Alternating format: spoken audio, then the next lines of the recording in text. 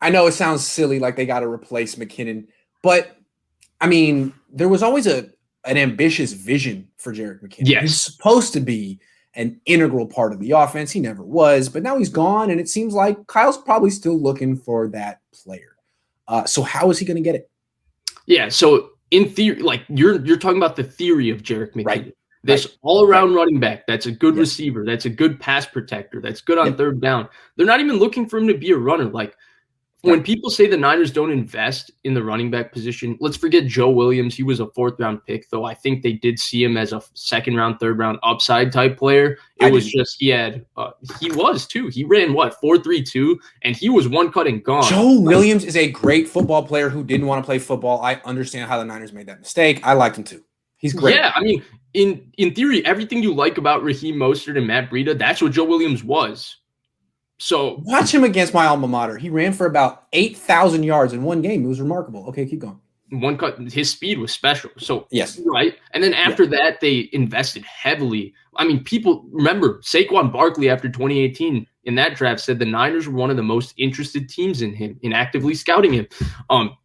They signed Jerick McKinnon to a big contract. They signed Tevin Coleman. They were allegedly very interested in Le'Veon Bell until the final minute. This has been confirmed by Le'Veon Bell himself. Yes. So they've been actively seeking to invest in this running back position. I think a lot of people are always upset. Like, you have Breida. Why did you go get Jerick McKinnon? You have Mostert. Why are you going in trying to get this guy? Why are you doing this? But they seem to actively do it because they're not interested. They feel they can get a JaMychal Hasty and he can run in their scheme and he can be a good runner. They want this all-around back. And I really like a guy who I think is a perfect fit as both a runner and receiver for them, and that's Michael Carter. I know a lot of people are high on Javonte Williams. Javonte Williams is a dog. He runs people over. He runs with an attitude.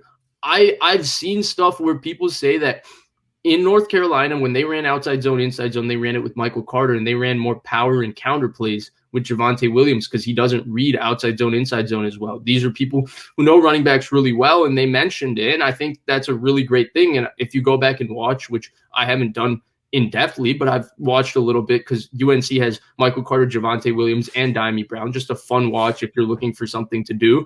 Michael,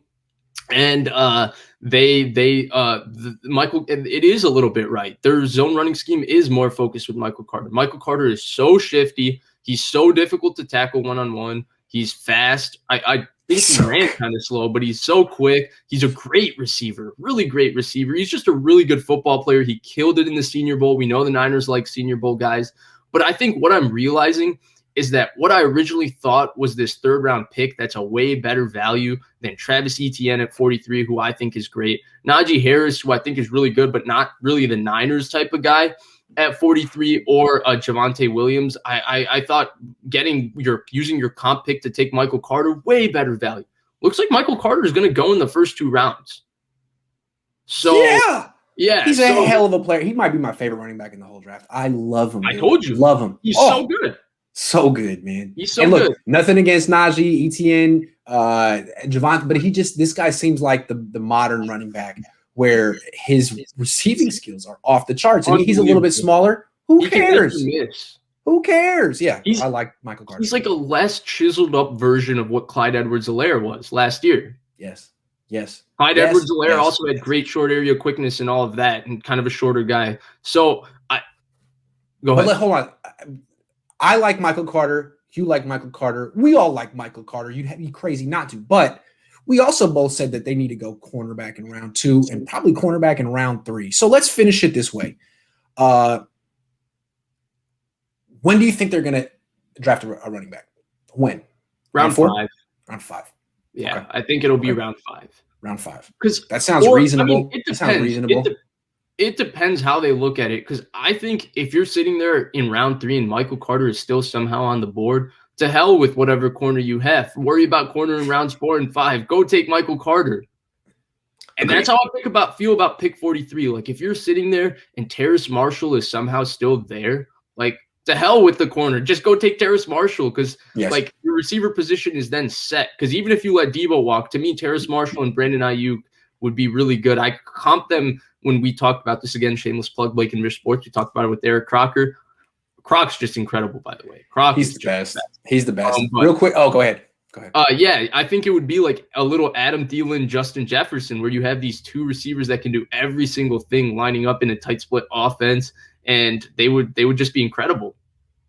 Yeah, shout out Eric Crocker. He came on my channel. He goes on your channel. He's very generous with his time. I really appreciate it. That dude, I can't believe he doesn't work for an NFL team. I mean, he puts in all the work. He played in the league. It's about time. He forms his own opinions. Yeah, it's about time. I think the Niners should call him up. Maybe teams have already, and he doesn't want to be. I don't know. I'm just saying he'd be good at it. I'd be better, but he'd be really good at it. I think Eric should get the job. I'm just saying.